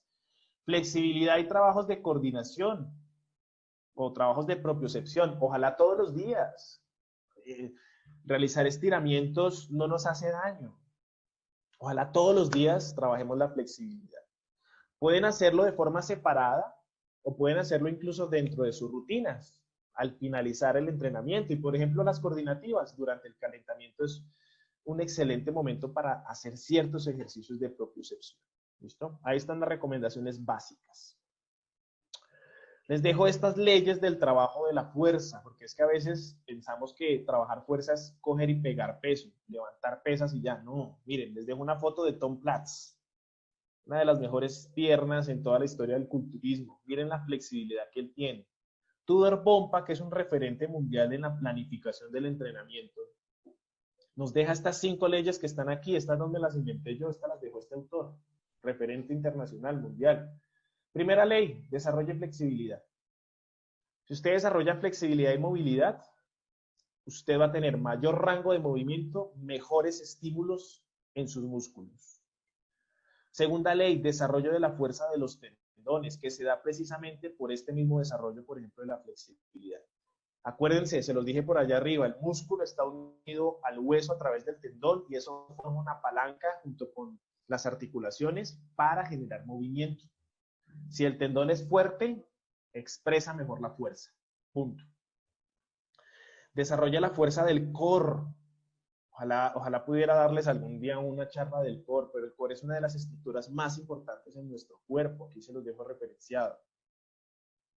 Y casi que todas las fuerzas o nacen desde el core o pasan por la zona del core. Usted quiere trabajar pierna de forma eficiente en una sentadilla, necesita fuerza en el core.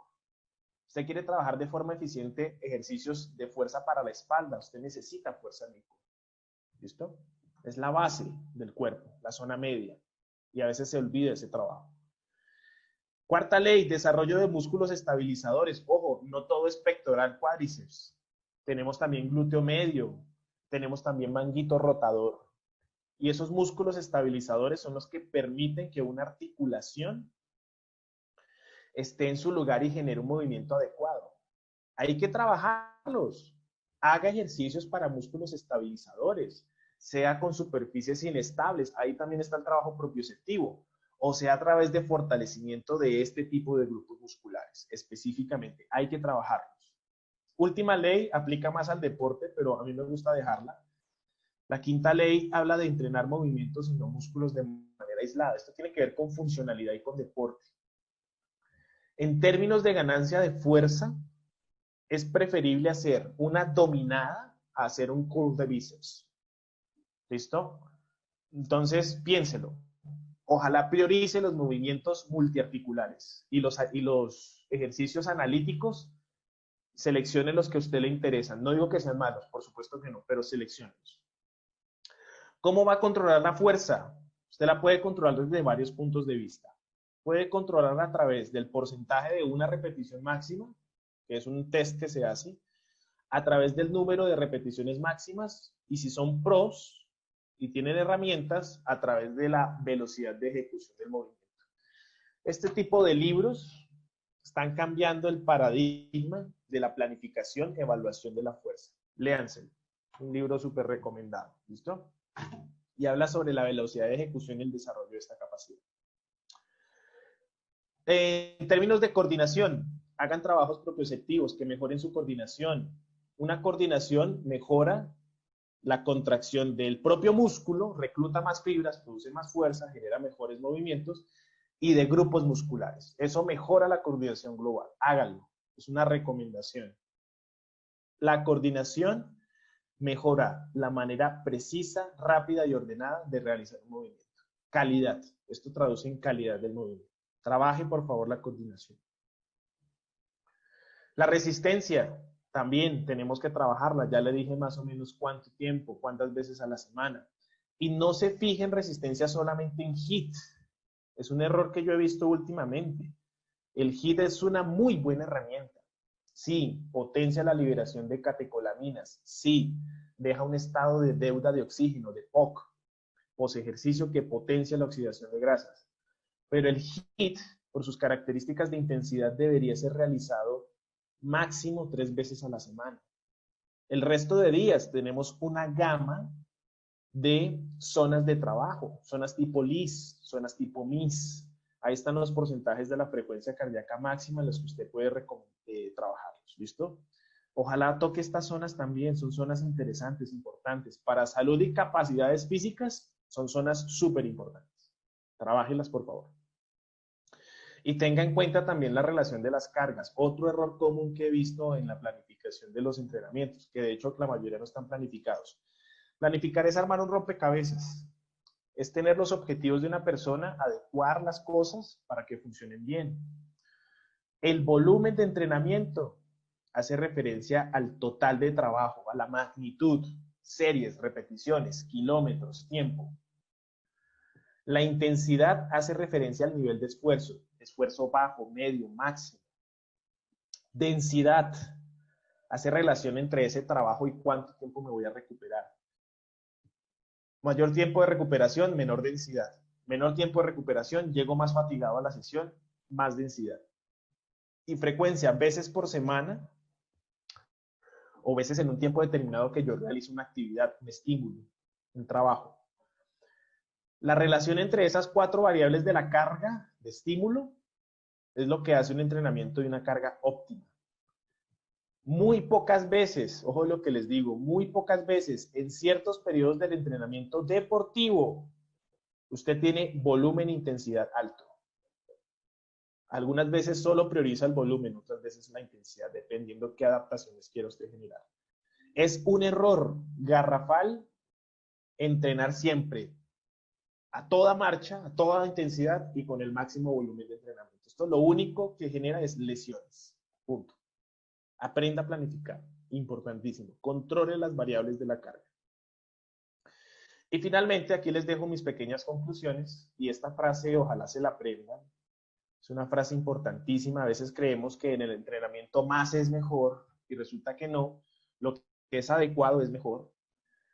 Y dice, entrene tanto como sea necesario, no tanto como sea posible. Yo les digo algo, si su objetivo es la hipertrofia, no tiene que terminar adolorido al otro día. Una leve molestia está bien. A veces ni siquiera necesita generar molestias, dependiendo del estímulo que usted le dé al cuerpo. Recuerde, ya para terminar la charla, la masa muscular tiene un papel importantísimo en la pérdida de grasa. Es un tejido activo, es un tejido que consume mucha energía, pero tenemos que movilizarlo, si no, pues también se va a quedar ahí inerte. Otro ejemplo clarísimo, otra conclusión. Priorice un solo objetivo. Muchas personas tratan de hacer todo a la vez y al final no resultan haciendo nada. ¿Usted quiere ser bueno levantando pesas? ¿Para qué corre maratones? ¿Usted quiere correr maratones? ¿Para qué está levantando todos los días pesas? Los trabajos en conjunto funcionan, pero usted siempre prioriza un trabajo por encima de los otros para alcanzar objetivos. Eso es planificar. Si usted quiere irse de viaje, usted no trata de hacer todo el tiempo. Usted planea primero algo pequeño, ahorrar el dinero, luego comprar los pasajes, luego, y de esa forma desarrolla bien su viaje. Aquí pasa lo mismo. Priorice qué quiere hacer. Obtenga ese objetivo a un mediano plazo y luego piense en otro. ¿Listo? Las estrategias utilizadas en el entrenamiento y la alimentación, ojo, dependen de sus características. ¿Listo? Dependen de sus características. Mis estrategias con mis particularidades no le aplican a ustedes y las suyas no aplican a mí. Somos personas únicas. Hay un principio en la planificación del entrenamiento que es el principio de la individualidad. Y tengan cuidado con los retos que están por allí en algunas páginas o que promueven algunos influencers. Algunos pueden ser muy buenos en términos de promoción de la actividad física. Perfecto, excelente. Pero ¿saben qué es lo triste desde el punto de vista profesional? Que la mayoría que yo he visto no promueven la actividad física para la salud. Promueven un entrenamiento fuerte, intenso, brutal, que seguramente a muchas personas les va a ayudar a lesionarse. Ojo con eso. Cuiden su salud, no jueguen con su salud. Cuando estén enfermos es cuando la salud cobra sentido. Y algunos hábitos pueden ayudarlos a mantener un nivel óptimo a nivel hormonal, ¿sí? No estamos hablando de consumir drogas. Coma adecuadamente en su dieta, consuma grasas buenas, ¿sí? Que pueden provenir, por ejemplo, del aguacate, de frutos secos, de pescados. Duerma bien, coma suficientes proteínas. Ese tipo de hábitos mantienen un buen estado hormonal en el cuerpo. Importantísimo aquí los micronutrientes. Consuma alimentos ricos en zinc, en magnesio, ¿listo? En vitaminas como las del complejo B. Y esta es la última conclusión, yo se las dejo porque pues trabajo en el área de la salud. Mi formación, como ustedes vieron en la maestría, es de salud. Y nuestro enemigo número uno es el sedentarismo. Yo sé, es difícil a veces, pero tratemos de mantenernos activos. Se los dejo en términos calóricos, que es lo que le gusta a la mayoría de personas, contar calorías para que se lleven un impacto al respecto. Miren, actividades sedentarias por hora consumen más o menos entre 120 y 150 calorías, las necesarias para vivir prácticamente. Una actividad física ligera, como por ejemplo salir a caminar un poco, después del almuerzo, por ejemplo, sería buenísimo salir a caminar. Quema entre 150 y 300 calorías, depende del paso, ¿no? Esto también depende de la persona, el sexo, la edad, la talla, el peso y demás. Pero bueno, actividades moderadas, como por ejemplo montar en bicicleta, váyase en bicicleta al trabajo, 300, 400 calorías diarias, hora. Y ejercicio físico, miren lo que quema por hora o hasta más, eso depende, ¿listo? Y todo eso se va a ver reflejado en el gasto calórico total, que fue con lo que empezamos nuestra charla. Este concepto ustedes lo van a encontrar como NIAT o NEAT, para que lo profundicen, y es toda aquella actividad que genera un gasto calórico fuera del ejercicio físico. Importante, camine, muévase. El movimiento es vida, el movimiento es salud. Finalmente los quiero dejar ahí con mis redes sociales, me pueden encontrar en Instagram con el @luismiercam. Este Ercam son las iniciales de mis dos apellidos, Hernández Camacho. No subo mucho contenido a la semana, puesto que, digamos que las actividades académicas quitan tiempo, pero sí trato de dejar algunos tips para que los vean a través de esa página. Queridos asistentes, hemos llegado al fin de la charla. Esto fue un pequeño repaso de un conocimiento bastante profundo. Aquí les dejo para que de pronto le tomen un pantallazo, algunos textos, algunos libros que pueden consultar para profundizar los temas que vimos hoy.